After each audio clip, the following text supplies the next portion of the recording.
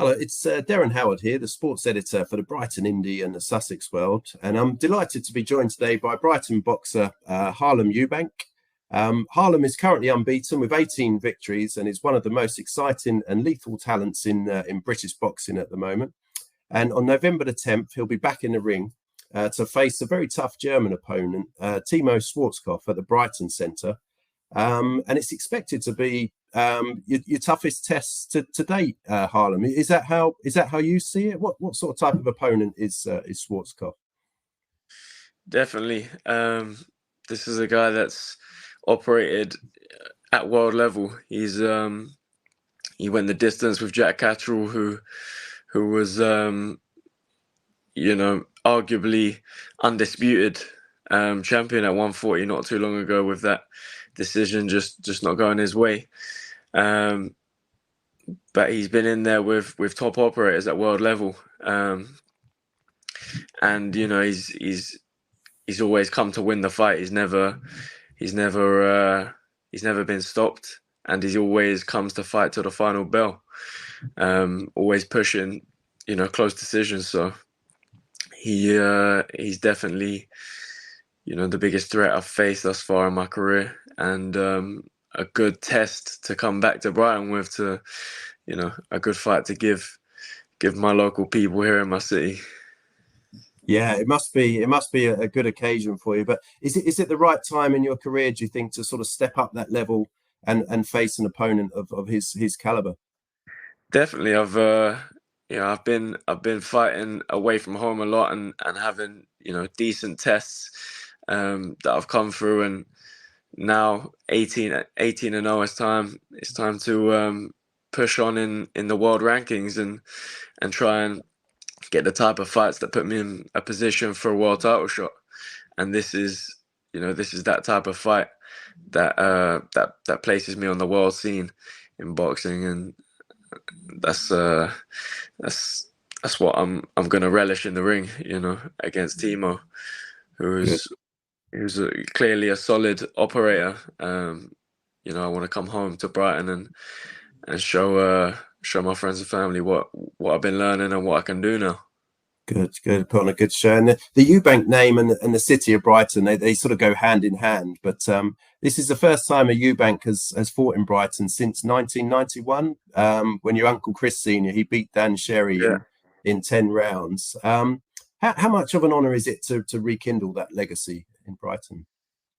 It really feels like destiny. The timing of this one back in Brighton, in the Brighton Centre, like you said, 32 years since my uncle fought there, and the date of that fight against Dan Sherry in his first defence after dethroning Nigel Benn, it was the 2nd of February 1991. My birthday is the 2nd of February 1994, so I was born 3 years later to the day, and now that is destiny. Yeah, we're going back to the Brighton Centre. I looked at the fight on YouTube last night, and it was a good atmosphere in there, wasn't it? Are you expecting sort of a similar sort of lively crowd in there again? Yeah, definitely. It's a nice setup in there. We're gonna bring all the local people out for a good night of boxing. And we want it to be the type of event that people can bring their kids to and enjoy, a good show of boxing and a good night out at the same time. So we're expecting a great atmosphere. Down on the south coast, right on the seafront in the Brighton Centre. It should be a great night. It should be a great night. And because you're from Brighton and because everything that goes with it, does that add extra pressure because he's a tough opponent and because it's a Eubank fighting in Brighton? Yeah, definitely. There's a lot more pressure to it, headlining in my home city. But pressure in this game, you have to embrace it. It's one of the most high pressure sports there is. You're going, to fight, to put your life on the line in front of a crowd of people, and it makes you or breaks you. And I think you you learn to embrace it and use it to fuel you to put on a performance. And I feel like that's what I'm going to do on the night. Good, good. But Schwarzkopf, he's, like you say, he's a tricky customer. He sounds confident, and he says he's in his prime at the moment. And well, basically, not. He said he's gonna knock you out. Basically, I'm sorry. What? How do you respond to that? It's He is in his prime. He's coming off of great wins. Yeah, against guys like Vasquez, who gave some of the top guys in the division in the UK very, very hard fights, and came off unlucky in the decisions. So we know what kind of customer he is. We know what type of fighter. We know what he brings, and I'm ready. I'm at a stage of my career where he's gonna come and he's gonna try and do those things and connect with his shots and try to knock me out. But unfortunately, that's going to leave gaps that I can expose, and that's what we plan to do. Great stuff. It should be quite the occasion. You are a Brighton fan, Harlem, Brighton football fan, and the city really seems to be sort of embracing the sport at the moment, isn't it? The Seagulls are sort of flying high in the Premier League, competing in Europe. De Zerbi's got them playing some really great football. What do you think of their progress at the moment? It's amazing to see. 10, 12 years ago, I remember them playing at the Withdean, and their journey has been exceptional. So proud of the club, and to see players that I was playing around and playing with in the same teams. And you were part of the Brighton youth. Were you part of the Brighton youth setup? Yeah, so from 12 years old to 16 years old, I was full time in professional football with Brighton Hove Albion. So to see them go from strength to strength is amazing. At that age, my dream was to step on the field as a professional player for the club, and at 16 years of age, that kind of all changed, and boxing was my path, and now I get to enjoy Brighton as a fan, and bring some different type of sporting success back to Brighton in the form of boxing. So it's amazing. I'm so proud of where they've come, how far they've come from competing at the Withdean to now being a force in the Premier League. It's amazing. Yeah, they really are. They take on take on all the big teams. Then you played with Solly March and Lewis Dunk, did you? Is that right? Am I right in saying that? Yeah. So at kind of 16, 15, we go and train with the youth team. So Dunky was a few years older. So one day a week we go train with the youth team. So get to play with Dunk. And Solly, when I got released from Brighton at 16, I went to play for Lewis, and Solly was at Lewis. I remember watching. Yeah. So he was playing in the under-18s at Lewis, so then he went from strength to strength. He got his kind of growth spurt, his strength, and that combined with the skill and speed, he went on to do great things, and now he's thriving at Brighton. So it's just great to have seen the journey, see the rise, to see the rise, and it really makes you proud of where they're at now as a club, and great to see. It is. And I guess boxing and martial arts was always, so once you left Brighton, boxing and martial arts then became your number one choice. Most definitely. I touched on it as a kid. I done karate as a little kid. I won 2 British championships from 7 to 11, just before I went into football. So I was always had the attachment to combat. I was a big fan of Bruce Lee, and the philosophy of fighting and stepping into a dojo and going and committing to something and dedicating it to a number of years, dedicating yourself to it for a number of years. So always had that background. And after football, um, I needed something to commit Foreign, myself so to yeah, on that kind of professional level where I'm applying myself every day. And I felt like boxing was one of the realest forms of combat where I could go in and really commit myself to the sport for a number of years to become a good fighter and develop in the art form. And now we're at a stage where, you know, I've been doing that for the last 10 years, and now I get to bring a headline fight the bigger fights. back to Yeah, Brighton. yeah, Yeah. yeah. You always look in like peak condition in the ring. Are you always training and eating correctly? How does it work, or is it something that you just a fight's coming up and then you sort of go into camp, or is it more of a lifestyle for you? For me, it's a lifestyle. My uncle's always been big on that you have to live the life, and if you don't, you can come unstuck. So for me, I love training anyway, and I love developing. So when I haven't got a fight date, I'm still training. I'm still improving. Yeah, I yeah, think that's been a big factor in my progression over the last 10 years.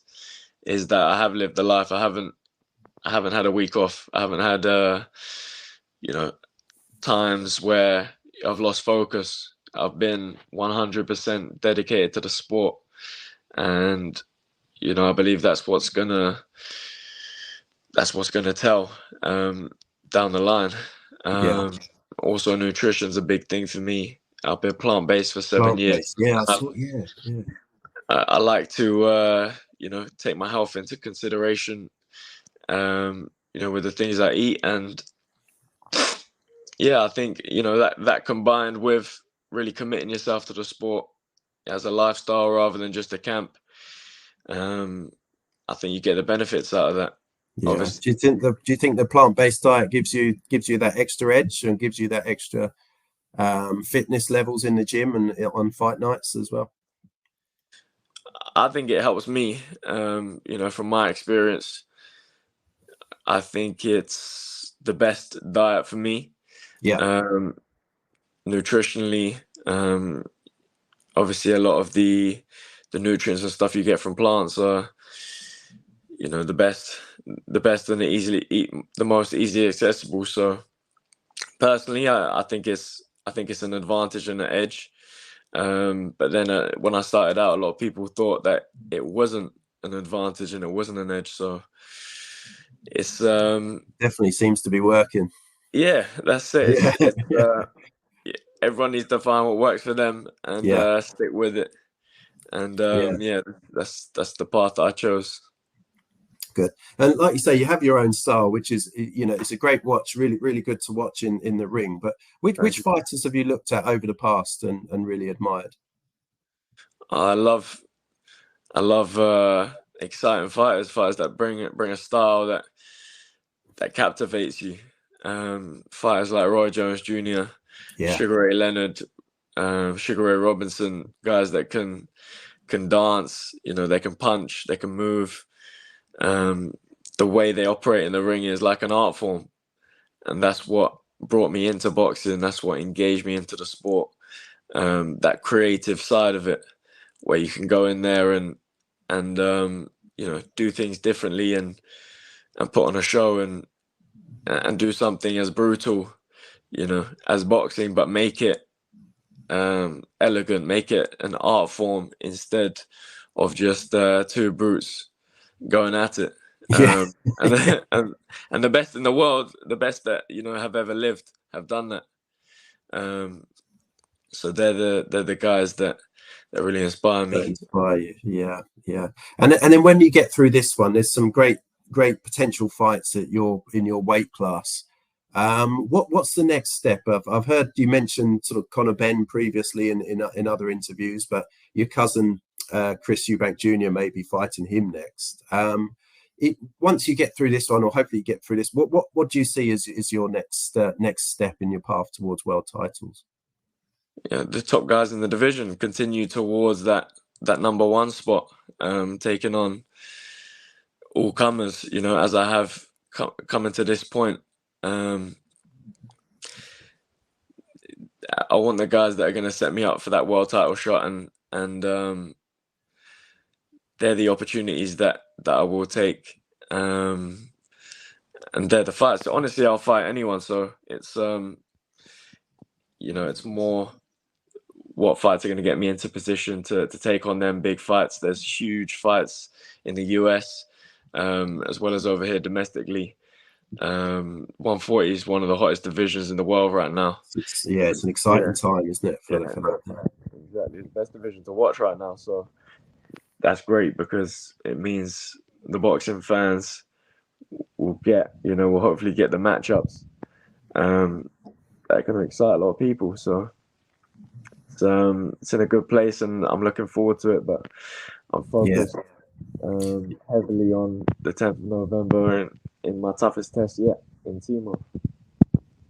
Yeah, no, it's going to be great on the 10th of November. And just a quick one on your cousin Chris Eubank Jr. He delivered a career best performance against in the rematch against Liam Smith.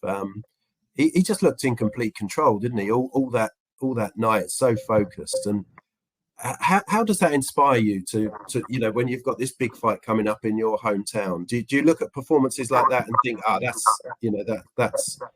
that's the level? Definitely, he done everything right in that fight. I went out to Vegas and see his preparation, and he really, left no stone unturned, as they say. And that's what I wanted to see, because he was ready to put in a performance, and that's what his preparation told me.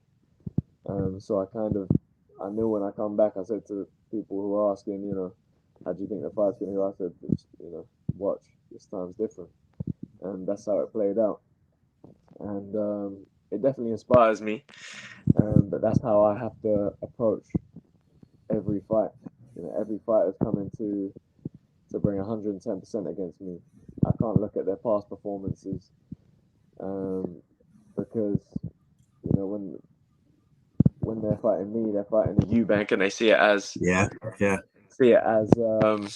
extra motivation. Yeah. Do you think the other boxers raise their game because they see Eubank, the name, as a scout? Yeah, I think they always have. So it's all about taking that away from them on the night, and not kind of looking at what they've done too much in the past, because they're coming to bring their best. So that's the version of them I get every time. The best bit, yeah. Yeah, and I'm looking forward to do that again on the 10th of November, and prove where I'm at in the division. Great. Well, thanks, Harlem. It's going to be a great night. We're really looking forward to seeing you back in action again, and it's so great to have big time boxing back in Brighton as well. So yeah, wish you best of luck with your training camp and on the night as well. And tickets to the bout are available now on the Brighton Centre website as well. So it should be a good occasion. And can you just give us a possible prediction, Chris, Harlem? Thanks very much, Derren. It's going to be an exciting night, and I'm going to put in an explosive performance. So a stoppage or a win is what I expect, but an explosive, entertaining performance is what I promise to bring. Great stuff. Well, we're looking forward to it. Thanks again, Harlem. Nice one, Derren.